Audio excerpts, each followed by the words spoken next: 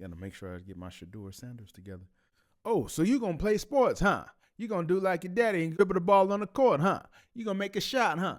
You gonna charge everybody for autographs $50 a pop, huh? Imagine being born with the last name that guarantees that people will judge you before you even take your first shot. I know him as James, the nigga hating dog. Or throw your first pass. Your dad's a Hall of Famer, a living legend, and now, whether you like it or not, you're expected to live up to that. For most people, having a famous parent is a golden ticket. But when you're a black athlete like Bronny James or Shedeur Sanders, it's more like a target on your back. No matter what you do, the media is going to pick apart every single thing you do. Question your talent, criticize your choices, and hold you to a different standard than your peers. Today, we're breaking down how the media is shaping the careers of these two young stars before they even have the chance to define it for themselves.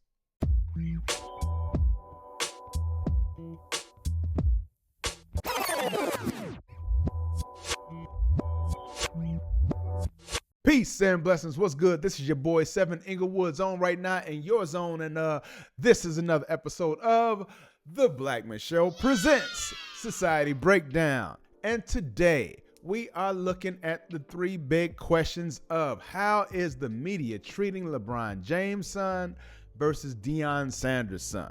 Why do black legacy athletes get scrutinized more? And how will this media narrative impact their careers long term? So for a quick setup, we've got Bronny James, right? LeBron James' son, UFC player who now plays for the same team that his father plays for. I believe he was a second round pick, the last pick of the second round, who's also recovering from a heart issue, who most recently was criticized by one Stephen A. Smith.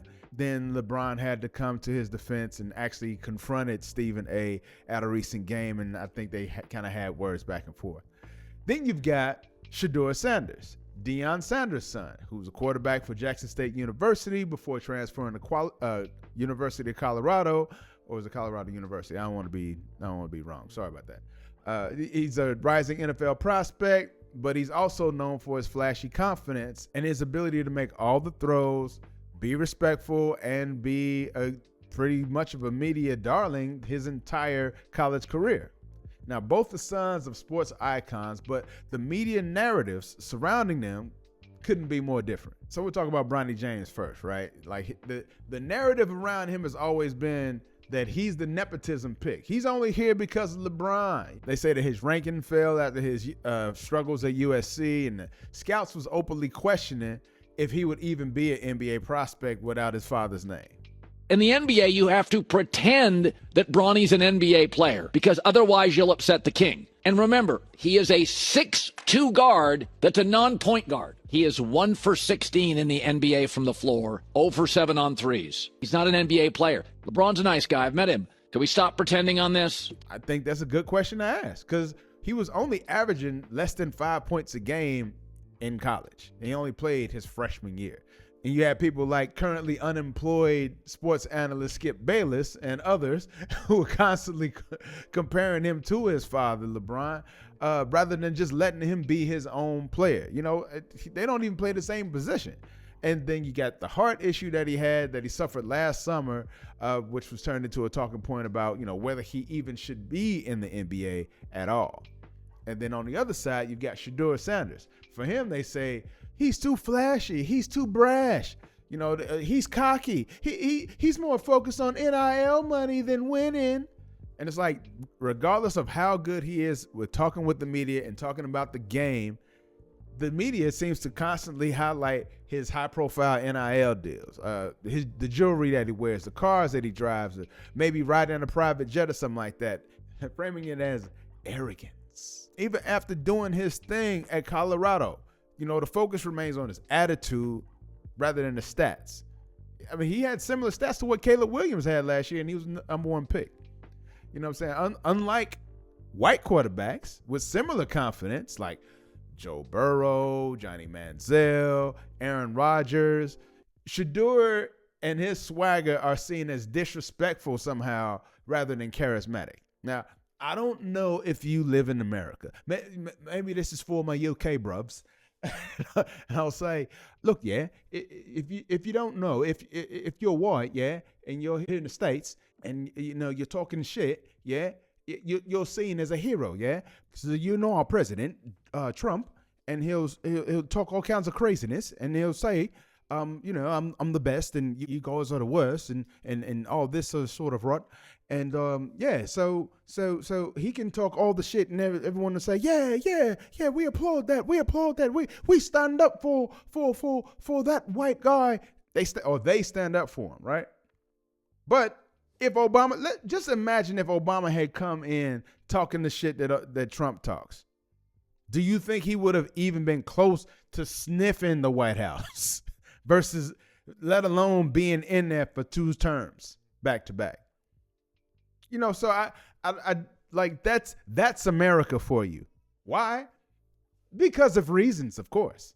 I mean, the fact is the black legacy athletes just get scrutinized more. I mean, there's always this prove it mentality, right, that goes along with black athletes. Like when black athletes come from greatness, the media demands that they have to prove that they're not just benefiting from their daddy's name. While the white legacy athletes that come in like Christian McCaffrey and Archie Manning, who's coming in next year, I can guarantee won't have to face that same criticism. As a matter of fact, let's mark this. If you can, bookmark this video and just wait until next year to see what Archie Manning has said, what they say about him, and how they'll talk about how, he's so confident, he's so brash, he's so bold. They'll say those things, but they won't say that he's cocky and immature like they do about Shedeur. And of course, this isn't just limited to football. I mean, we got Steph Curry and Austin Rivers, right? If you know, then you know that these are both the sons of former NBA players. Steph Curry, the son of Dale Curry, and Austin Rivers, the son of Doc Rivers, right? Steph's rise was celebrated. He's still celebrated to this day, while Austin was criticized more than his actual play deserved. And you can look up the stats. He wasn't that bad. Like, there was always something bad being said about Austin Rivers. Same thing happened with Ken Griffey Jr. versus Barry Bonds. Ken was seen as a natural talent, while Barry was labeled as arrogant and problematic. Now, that's probably because of the flaxseed oil he was putting on his arms from Balco that got him to knock one out the park. You know what I'm saying? But Barry Bonds gone. Shout out. But and here's the thing. It seems like in America, there can only be one. Whatever it is, when you're black, there can only be one. Like, because like some athletes get praised for confidence while others get criticized for it. Who decides that? Who decides that? So and when I say there can only be one, I'm talking about anything. And I specifically am looking at entertainment, right? There's only like one guy who's the face of the NBA, and that's LeBron, right? But I guess you could also kind of say it's Steph Curry, but not really, because LeBron is there. Back in the day, it was Jordan. When you look at Hollywood, there's tons of black comedians right now. You have Dave Chappelle, Chris Rock, Eddie Murphy, Kevin Hart, all of these black comedians who are pretty good and great doing their things. But who's the black comedian that everybody's or casting for roles and everything right now? Who's the it guy as far as black comedians go? Kevin Hart. He's the guy. Why is he the guy? Yeah. You know what I'm saying? So, and I don't get that. I don't get that. But it seems that the media has always said that there can only be one of us. In Eddie Murphy's day, it was just Eddie Murphy. When in Richard Pryor's day, it was just Richard Pryor. Red Fox, just him. It was like there was only one comedian who's allowed to be the guy at a time. Why is that? We've got tons of talent among the black community. Tons of talent that gets highlighted, and tons of talent that should be placed in a better conversation than what we're getting it placed into, right? But what we're seeing is that a lot of these black athletes and entertainers in general are just not being treated. They'll be like, oh, we've already got one black guy who's really good at looking stern and has an accent, so we can't have any more Idris Elbas. But we can have a Damson Idris because he's younger. He's a younger version of that, but we can't have any more that are like Damson Idris. He's the only one that we can have. There's only one. We can only have one. That's the way it goes. But it seems to me like they just don't like having to deal with us unless we are sitting there kissing butt and acting like we are supposed to be the super gracious and thankful, which a lot of athletes are, for the opportunity to get into the spaces, to be allowed to have the opportunity and all those things. So if you all don't know, there was a recent report that came out about Shedeur Sanders, especially, where an unknown source, team, I guess, looking for a quarterback, has said that Shedeur came out as brash and cocky, and they didn't like his interview. When all he's been doing, every single interview he's done at his NFL combine, at all of his post-game conferences, at all of his interviews, he's always come across as respectful, knowledgeable, but also somewhat of a media darling. Like, he was a good guy, just like his daddy. So what is the issue with him that you have exactly? Now, let's be real. His father was also brash and cocky, but he stood behind everything that he said. Hey, I'm great, and I know I'm great. It's something about when you know who you are that it seems like it's a problem in America, especially when you're black and you know who you are. When you know who you are, you know what you can do, and you know if given the opportunity that you will blow up the spot. It seems to scare white people sometimes. And I don't understand why they're so, and if you're scared, then why are you working in the job that you're working in? Seriously, like if you're that's why I've said all the time, like if you're a white cop, and I know I'm kind of getting off the subject, but if you're a white cop and every black person to you seems like a criminal, then you don't need to have a gun in your hand. You shouldn't have this job. You should go work somewhere filing something, or stay away from where black people are, because you're a weirdo. You know what I'm saying? Like, if you're afraid of the people that you're going to be around because, they've said words that make me feel some kind of way, in a sport where everybody has testosterone and is trying to prove themselves all the time, why is it a problem when a black kid is saying, hey, I know who I am, I know what I can do, check out my stats, let's talk about it? Like, what's the problem there? And then he didn't throw at the combine. A lot of projected top 10 picks didn't throw at the combine. Caleb didn't throw at the combine last year. Like, Cam Ward didn't throw at the combine. You know, so I don't get why the focus is just on him. What is that? It sounds like it has something to do with where he comes from, the stock from which he arises. Now, I almost forgot about this story because, you know, hey, a lot of things have happened. But when Deion Sanders was preparing to go into the NFL, he had an interaction with the New York Giants where they were asking him to take a test. Now, I'm sure I would tell the story bad, so I'll let Joy Taylor's ex-F buddy explain it for you. Or maybe that's a current. I don't know. Are y'all still doing it? No. I think Shedeur Sanders' security makes a lot of people insecure. No question. Remember 1989, the New York Giants wanted to interview Deion Sanders. The New York Giants, they simply said, hey, Deion, we want you to take this written test. Deion said, why am I taking a written test? The Giants said, well, we make all of our draft picks, potential draft picks, take it. Deion said, hey, where do y'all pick at? They said, in the 17 range. Deion Sanders said, oh, I'm going to be long gone before y'all ever pick. And he walked up out the room. And that's what Shedeur Sanders comes from. This is his daddy. His daddy knew what it was when he was playing. He was like, hey, I ain't worried about you.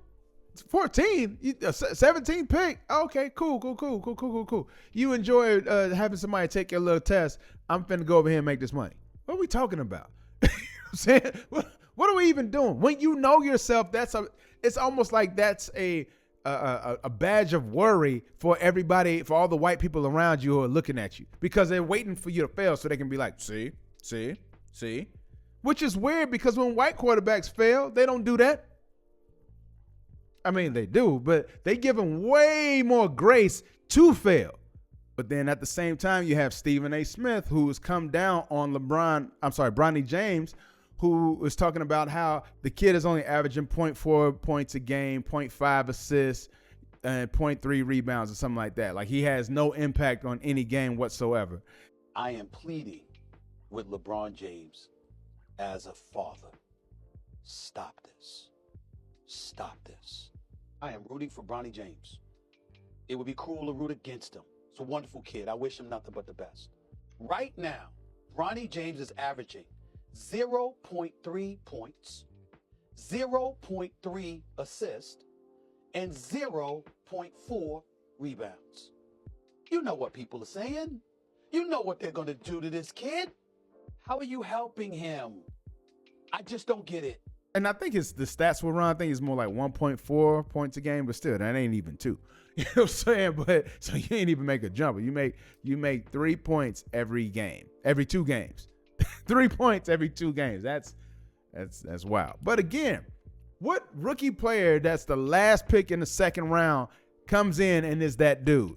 Let me know that. Y'all let me know. Maybe I have the wrong mindset when it comes to how NBA goes, but usually when they're talking about who's supposed to be blasting off and taking off and going into the stratosphere and all that stuff, it's generally the top picks, or at least the people who came into the first round. People don't really yeah, sure, they love the people who come into the second round. A lot of people who have snapped, who have been in the second round. I think Gilbert Arenas was a second round player, but I wouldn't say he's like a Hall of Famer. He's dope, but he was not a Hall of Famer. But, he did his thing. He definitely did his thing while he was in. And there were a lot of players, I'm certain, who have done similar. However, for somebody like Stephen A. Smith to say, like, Bronny James shouldn't be in the league at all or he should be back in the G League, fine-tuning his skills, I think he said. Fine-tuning his skills. I see this two ways, right? So, for one, why is a focus specifically on where he is as he's doing his development, right? Why does Stephen A. feel it necessary to talk about this kid in particular and his stats when there are other children, there are other players who were picked before and after him who have worse and or similar stats? This guy right here was picked 50th overall. 5 picks before Bronny. He's averaging 1.7 points a game. Bronny is currently averaging 1.5 points per game. He shouldn't have been drafted either, correct? All right. A.J. Johnson, the 23rd overall pick of the NBA draft in 2024, is averaging 2.7 points a game. Again, 23rd pick of the NBA draft. I guess he shouldn't have been drafted either. He's underperforming. Reed Shepherd, the 3rd overall pick of the 2024 draft, is averaging a whopping 3.9 points a game. So I don't get that. Why does the highlight have to be on Bronny? You dig? I will say, just from my perspective, I didn't think that he did enough while at USC to say, now I'm NBA ready. I didn't see it. I've only seen 2 games, but yeah, I didn't see enough to make me feel like, oh, okay, he's that guy. He's ready. I didn't see it. But hey, he's in the league now. Let him do his thing, or let him develop like other second rounders have done. Why do you think that he's supposed to be the guy in year 1? Bars. Like what is that? What is that? What is that thinking, and what is that mentality? Now, that's the first way I see it.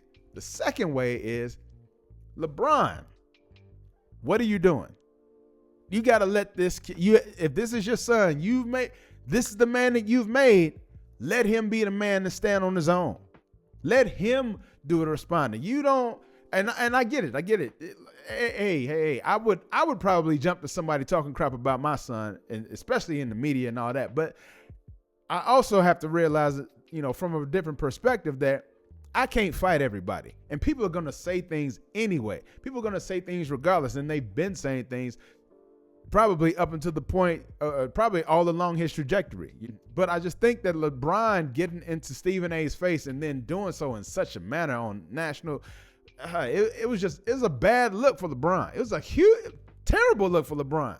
I don't think that, and I think so if we juxtapose the two, we got Shedeur and we got Bronny.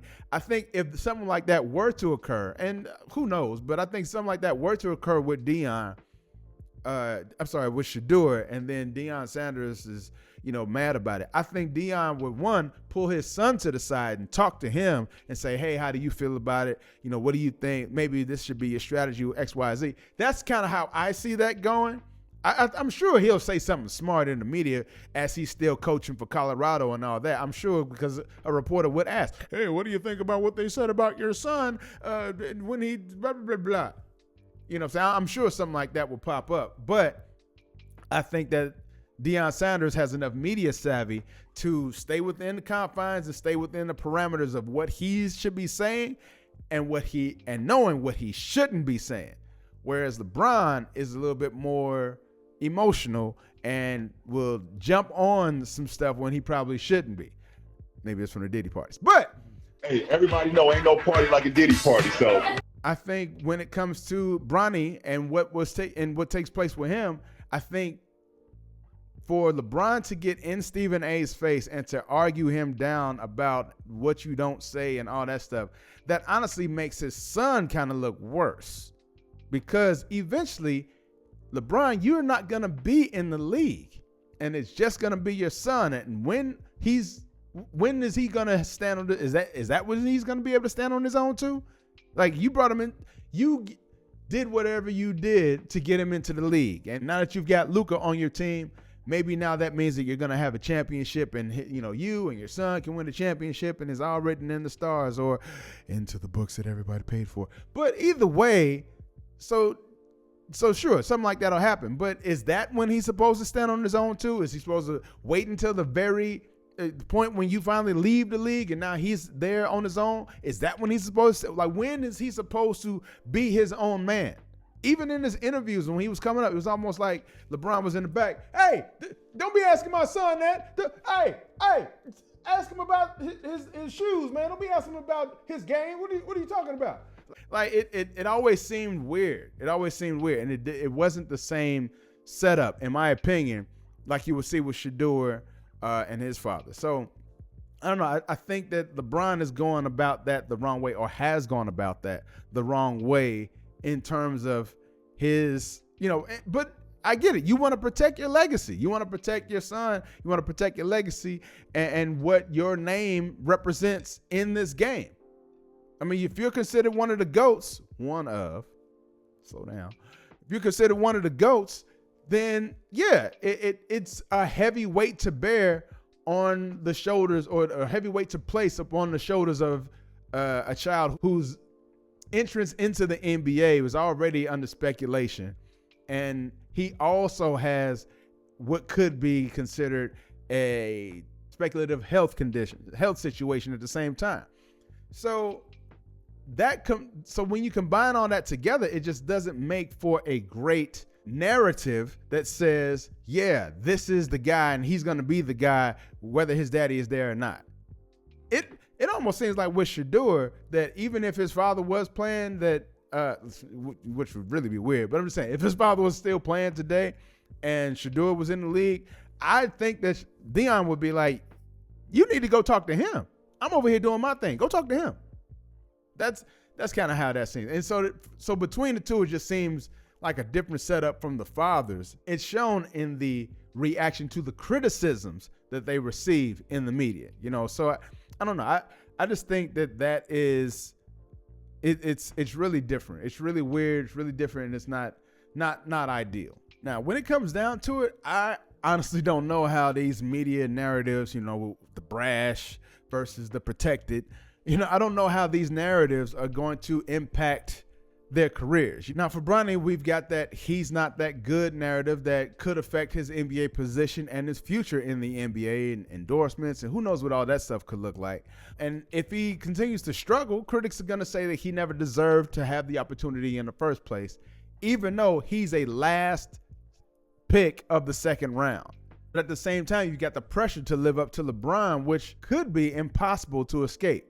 For somebody like Steph Curry, I mean, his father was good, but he wasn't. I don't think Dale Curry would be like a Hall of Famer, but he was really good, but I don't think he was a Hall of Famer. I would think his son is probably going to be a Hall of Famer. It's a different setup, I think, for him over there, And then for Shedeur, you got the cocky quarterback label that could hurt his NFL draft position, and which is weird because, listen, you've got somebody like Cam Ward, right? Cam Ward came out and said that Cam Ward is a quarterback for the University of Florida, also projected to be a first-round top 10 pick, right? So we got Cam Ward, who has said something along the lines like, hey, if you don't pick me in the first round, everybody who skipped over me, I'm going to remember that, and you're going to have to face me for the next 10 to 15 years. Whop the bam. Okay, cool. There's been other players that said that shit too. Josh Rosen said that shit too. And look at how his career ended up. That's been said by other quarterbacks. And that's not given nearly the attention that what Shedeur supposedly has said has been given. Like, we don't even know what he said, but all we know is that the response to it from one guy who won't even say what his name is was like, yeah, he's brash and he's arrogant. I hate when people don't ever like put a name on it. Like, cause who's really saying that? And it reminds me of coaches that probably was a quarterback, probably didn't play, right? Probably was a backup, probably never went to the NFL, right? Probably wasn't secure on who he was. And guys that were superstars that had swagger to them, they call it arrogance. And he can't fit with them guys. So just that in itself is weird. And sure, Cam Ward said that, you know, hey, I'm going to remember that. Didn't somebody named Josh Rosen say the same thing? He came into the league talking all this, hey, you guys better pick me and I'm the best quarterback, blah, blah, blah, blah. That boy is 28 years old and has a 55% or 54% completion average. And I don't think he's doing much of anything in the league for real. You dig? Like, okay, he talked a lot of crap. He didn't back it up. The only quarterback I seen who really talked that talk and backed it up was Peyton Manning. And he meant that shit. He meant that shit. Took him a while. I mean, what was it? 25 interceptions his first season? But 29. So I think it was a lot. It was a lot. Probably like the most by a rookie quarterback. But he figured it out and got his game together, and hey, he's a Hall of Famer now, if not eventually. And speaking of the Mannings, don't get me wrong, wasn't it Eli who said that he wasn't going to play for San Diego, and that's how he ended up in New York? You know, so I mean, like, imagine if Shedeur Sanders did that. Imagine if he was like, hey, I ain't going to the Browns. I don't care what you say. I don't know who has the number one pick. I don't care. Hey, we got a quarterback finally in Chicago, so I'm a little bit happy. You know, at least that's one less thing we have to worry about, because we still have a lot of worry. But I digress. But I'm just saying, like, do you think that he like, if Shedeur were to say something like, I'm not playing for a perennial below 500 team, that people would say, oh, how dare he? See, look at that brash attitude. Look at him. How dare he? Like, do you think that that's going to happen? I'm almost positive that's going to happen. Whereas it's already been done by less than stellar quarterbacks, because I don't care what you say. If you look at Eli Manning's stats, the years that he won a Super Bowl, his stats were no better than Rex Grossman of the Chicago Bears. That's how, but he was somehow able to do his thing. And I still give him his props for winning and doing his thing. But still, his stats were not much better than Rex Grossman's. And people are probably like, who? Exactly. I mean, look, we know that black quarterbacks face higher scrutiny. We've already seen what they've said about Cam Newton. We know what Bill Polian said about Lamar Jackson and how he should be a receiver or running back. It's like, dude, wasn't he, if not the MVP? No, he should have been an MVP last year, but I think he was a runner-up for MVP last year. What are we talking about? And that's weird, because the time when he was the MVP, his stats last year were better than his MVP year. You know, so what? I don't get this. And it's like everyone, it's almost like the same narrative that we're seeing when it comes to WNBA and women's sports and how they don't get paid and all that, and people don't want to just say what it is. Same thing is happening when it comes to the NFL, when it comes to how black athletes, especially legacy athletes, are treated in the media. And I know that Chris Rock once made a joke, oh, run, it's the media. But what are you supposed to do when the lie gets around the earth before the truth can get up and put his shoes on? Like, what are you supposed to do in that space? Oh, the lie's already running. We already have a narrative now. We know that this person, and he said, and we feel it because this guy said it, and even though he won't show his face, we believe that. What is that? Are you serious? You so bold to say something, but you so scared to show your face and say and put your name on it? The hell is that? What are we talking about? If Shedeur were to come out and do the whole, I don't want to play for the Browns or less than below 500 team or something like that, which is kind of, you can't really control that. But again, if you're Manning, somehow you can. But if Shedeur were to do something like that, it seems like that would be a problem, right? And so I'll just say, if he doesn't immediately succeed, the media is going to have a field day blaming his attitude instead of his play, instead of the situation, the coaching, the organization that he's a part of. I'm sure, but I'll ask you, how do you think that these media narratives are going to impact the careers of Shedeur Sanders and Bronny James going forward? Will they meet the challenge? Will they rise above it? Or do you think that one or both of them are just going to flail and burn out and, crash out on and land on their NIL money? You know what I'm saying? I'd love to know your thoughts down in those comments. But I think some of the things that we can take away from this are media narratives shape careers, especially black careers, long before the players even get the chance to reach their peak sometimes. Black athletes are often held to a different standard, whether it's proving talent or controlling personality. And in my opinion, fans and analysts need to recognize when these biases are at play. You got to understand when they're trying to pull your strings or just writing something for clicks or just putting something out there to get attention versus, hey, does this make sense? Again, Shedeur Sanders has had great media interactions throughout his college career. Great. Not good, great. Great interactions with the media his entire career. And now because he's talking to a team that probably won't be able to select him anyway, kind of like in his father's situation with the Giants, maybe he already knows how it's laying out and he's like, man, I ain't even worried about you right now. So he probably gave him some bad energy. But we still need to recognize when those biases are at play. Same with Bronny James. Like, will the words of Stephen A. or any other analyst who comes out and says something about he's on the team but not really contributing to anything, will that ruin or change whatever his trajectory could be as he, matriculates through the NBA? I'd love to know your thoughts on that. But I'll say you probably need to stick to people like me and a lot of these YouTubers and people on social media because a lot of these analysts are just criticizing one athlete but not the other for the same thing. And when they don't do that, you should question it.